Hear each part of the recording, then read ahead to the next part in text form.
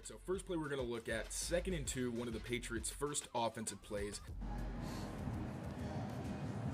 What's going on, everyone? Mike Kadlick, Taylor Kyles here for CLNS Media, back with a live Patriots pregame show here on the Patriots Daily Podcast, powered by our friends over at Prize Picks and powered by a cold Gillette Stadium, Taylor. I'm cold. I don't know about you, but that's okay. That's what January football is all about here in Foxborough as the Patriots get ready for their final matchup of the 2025 season against the Miami Dolphins.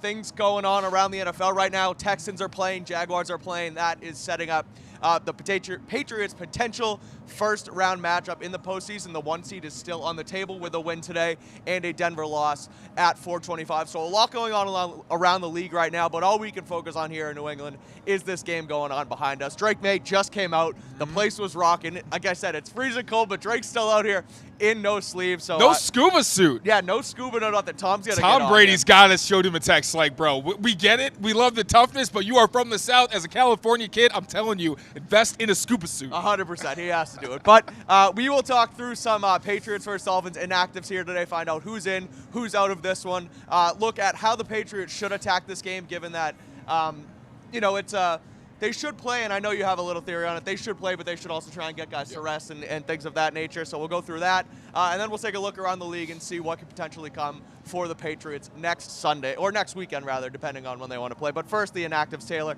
Harold Landry, Robert Spillane, Marcus Bryant, Jared Wilson, Caden Wallace, Kyrus Tonga, and Tommy DeVito all down for the Patriots. I will take a look at the Dolphins in just a second here. I know they have a couple big-name players out, but just your quick thoughts on who is out and in for the Patriots today. Yeah, it's not going to be a huge surprise. We knew about a lot of these injuries. Hopefully Harold Landry, with a couple weeks of not playing, can get a little bit healthier. We know he's been dealing with some lower body injuries, kind of sapped some of his explosiveness, so maybe that helps. Robert Spillane, while he isn't going to play today, did practice on Friday for the first time in multiple weeks, so that's a big step in the right direction for him for next weekend. And other than that, some things that we really did expect. Kyrus Tonga, another guy who you're hoping has another week, so by the time you get to the playoffs next week, he'll be able to be a contributor for you. But this Dolphins offense, as we're going to talk about, is pretty hamstrung, so it's not the best thing to be shorthanded in the trenches, but we'll see what happens as the game starts. They still have a decent amount of younger players that they could inject into that lineup. One thing on the Patriots inactive list I'm a little surprised about, not a little, it's not that crazy, the fact that Tommy DeVito is still listed as inactive and emergency third QB. I thought there could be a way for them to have all three guys out there, get Drake his reps, and then in the second half, maybe split it up with Tom, Dobbs, and DeVito and get him some run. Obviously, that's not the case, so he will not be in this game, barring a catastrophic turn of events with some injuries. I'll even throw it in there. Caden Wallace is a little bit surprising because Ben Brown is a backup that you have in at left guard with no Jared Wilson. So last week, Caden Wallace got some reps once they put in the backup, so I was a little bit surprised to see that he's in there, but maybe Brendan Hymes, we know that he was, I believe he's going to be playing today from the practice squad, so maybe that's the depth that they're looking for, but a little bit disappointing to see that Caden Wallace, as one of the last draft picks remaining from last year's class, not going to play in the regular season finale. Down for the Dolphins today, quarterback Tua Tagovailoa, obviously the emergency third quarterback there, given that Quinn Ewers will get the start for the Dolphins here. Quarterback Cam Miller also down. And a bunch of big names here from Miami not playing. Jalen Waddle, Devon Achane, Minka Fitzpatrick, Chop Robinson, and Austin Jackson all inactive for this Dolphins team. So looking like a game that these Patriots should 100% be able to come away with. But your takeaways on the fact that they won't have to deal with those two speedsters, mainly in Achane and Waddle for the Dolphins. Yeah, the Dolphins are not the Jets, so it's not the same situation. But with the Dolphins so short-handed, that's pretty much everybody on their offense that has juice, and Waller, Achane, and Jalen Waddle. So I'm not sure how they move the ball outside of the offensive line in the run game. And to their credit, Aaron Brewer is someone who was a Pro Bowl snub, should have been an All-Pro. Patrick Paul has also grown into a very good left tackle, but not having Austin Jackson, they have three good pillars that could be on their offensive line for a while.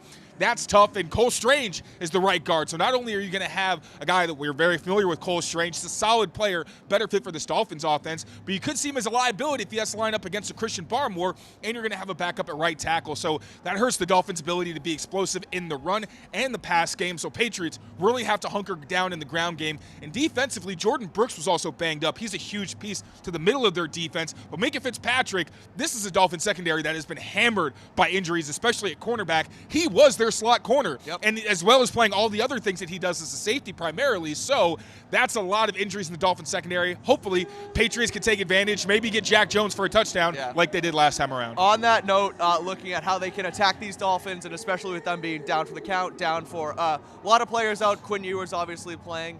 And the Patriots, frankly, playing for more than just a Week 18 win, right? They could be, it looks like the number 2 seed right now. They can play for the 1 seed here. They won't know until that Denver and LA game goes final, which is kicking off at the exact same time at 4:25. So, Taylor, looking at this thing, from 30,000 foot, what really matters, what doesn't matter here?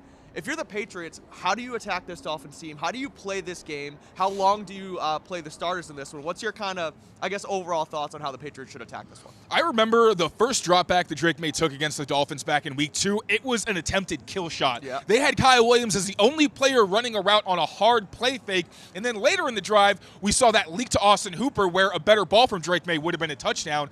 I think it's a similar situation this time around. You try to get up as early as possible so that maybe you put yourself in a position where in the second half, you can rest your starters and make sure that people stay as healthy as possible, because this is a game you still want to win. And I think that is the priority. But if you do have the privilege of getting that early lead, you don't have to play Drake May for an entire game. And it's a divisional game like they pulled him last week because things started to get chippy and you were thinking, all right, let's just play things safe. So hopefully they can do that again. But if you can get up quick, that'd be huge. I'd run the ball. I think you want to start to prepare for that cold weather New England football. So Ramondre Stevenson hasn't had double-digit carries in, I believe it's 4 weeks. It was back in the game in December 1st against the Giants. So get Ramondre Stevenson going maybe so he has even more positive momentum. Been good in limited spurts. Now let's see if he can really take over. And obviously Travion Henderson really get that 1-2 punch going. And hopefully you can use play action to keep Drake clean and take some of those downfield shots to strike quickly. How much do you think that Vrabel, Stretch upstairs, this coaching staff, the video board behind us, how much do you think watching the result of that Broncos-Chargers game is going to play into this one? For example, I don't think you would ever sit a guy and bring him back in, but what happens if you put Drake May out in the second half and all of a sudden you look up at the scoreboard and the Chargers are up, 2 or 3 points and it's looking like they could have won this game and instead they pull these guys, the Dolphins lose. Like, how do you think they could or should balance the scoreboard watching against the other one here? And how important is that number 1 seed? I think it is important. You absolutely want to get the number 1 seed so you can get your guys as healthy and rested as possible. I'll cut you off quickly. No, it's not very likely given the fact that Trey Lance is playing, Justin Herbert is out, but there's still a possibility, as we know, in a given Sunday. So how do you think they should attack it? If you can lock up the 1 seed and you see at some point that somehow the Chargers are pulling off a miracle with Trey Lance and beating the Broncos, if the Patriots play a strong first half of football, I'm all for resting them because you've seen what you needed to. They were fast. They were, it means they got off to a good start, so you can be in a pretty good place heading into the playoffs. But if it's bad and you start to come into halftime and you're saying, all right, we need to see better from you guys because we have a game that means a whole lot more next week, then that alters things. So I think it's really just making sure that you have the confidence that your team has good momentum going into the playoffs. But obviously, if you are in any position to rest your guys, you want to fight for that first seed. I think the positioning matters. And I think the message and the identity that Vrabel always stresses is very important. So they want to win this game, and I believe that. But I also don't think that it necessarily means they want to play their starters wire to wire. The Jacksonville Jaguars have officially won the AFC South the first time since 2022, meaning the Houston Texans don't know the score of that game yet. If they're down 1 right now to the Indianapolis Colts. If Houston wins, they're the automatic 5 seed. If they lose, they could potentially become the 6 or 7 seed, meaning that puts them in play to potentially play the Patriots next week. And a lot going on. We'll look at all those playoff scenarios here in just a second. But first, I got to tell you guys about our friends over at Prize Picks, because as you know, this episode and every episode of Pat's Daily is brought to you by Prize Picks. Whether you're starting up a new routine or making player picks for the first time, it always feels good to be right on Prize Picks. They have a new feature alert. It is called Early Payouts. So if your player gets off to a hot start, you now have the option to cash out those winnings before the game even finishes. I know Taylor just posted a Prize Picks lineup a few minutes ago. I'm going to have him read that off to us in just a second if you guys want to follow along with that. But as you know, download the Prize Picks app today, create an account, use code CLNS, and you will get $50 in lineups after you play your first $5 lineup. Again, that's code CLNS. You get $50 in lineups after you play your first $5 lineup. Prize Picks, it's good to be right. Taylor, what do you got on the Prize Picks lineup today? What are you going with in Patriots versus Dolphins? I've got Drake May with less than 28.5 attempts. We're hoping that he's going to be out of the game before then. Learned my lesson last week. Greg Dulcich, I have him with more than 3.5 catches. Very athletic tight end. I also think that he's one of the more athletic players that they have that's healthy, so could see the Dolphins, especially Quinn Ewers, going to him over the middle. And then Hunter Henry, because of that incentive, 5 catches he makes money. I think 10 he makes like $500,000. Don't think that's going to happen, but 4.5, I'm going to go with more. I think the Patriots try. Obviously, you're not going to force feed him the ball, but maybe a couple screens, some throws to the flat, get him that incentive. I love it. Follow along if you want to at PrizePicks. Again, use that code CLNS to get $50 in lineups after you play your first $5 lineup. All right, couple quick hitters here before we close it out. One note that came out from after yesterday's game, the Seattle Seahawks win the NFC West, meaning the Patriots go to Seattle next season and play that Seahawks team that looks really good this year. Don't know what the deal will be with. I think Sam Darnold will still be there, signed a 3-year deal, but Seattle playing an awesome season so far right now.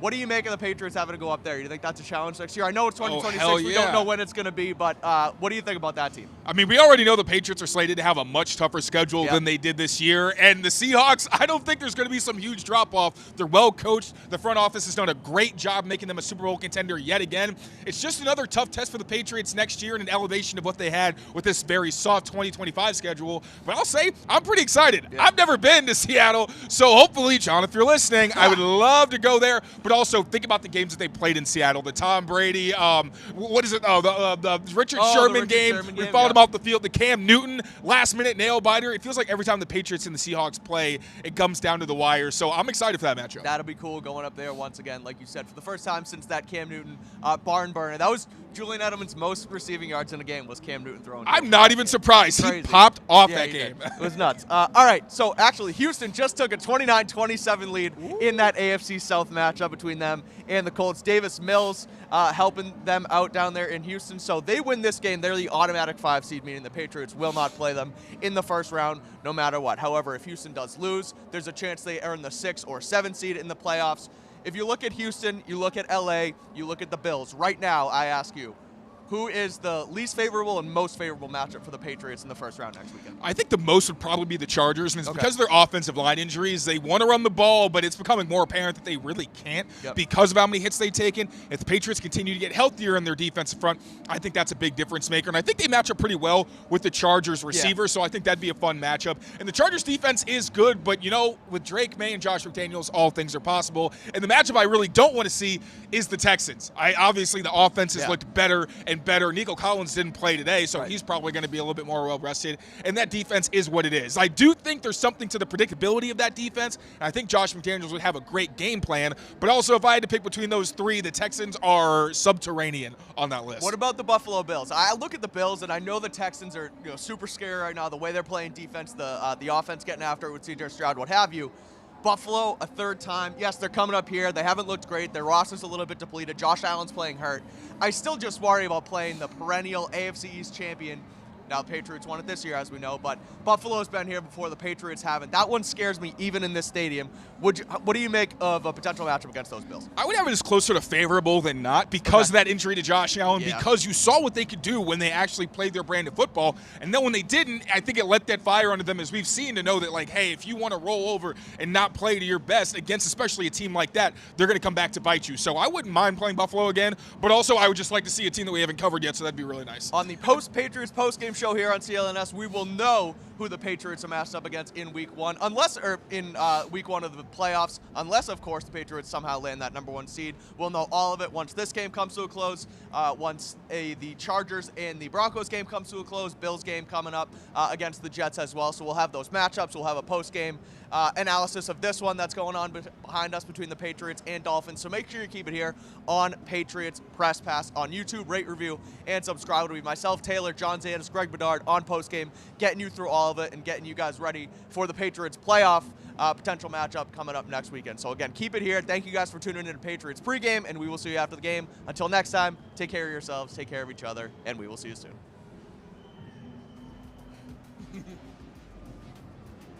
Why are they kind of like the Colts?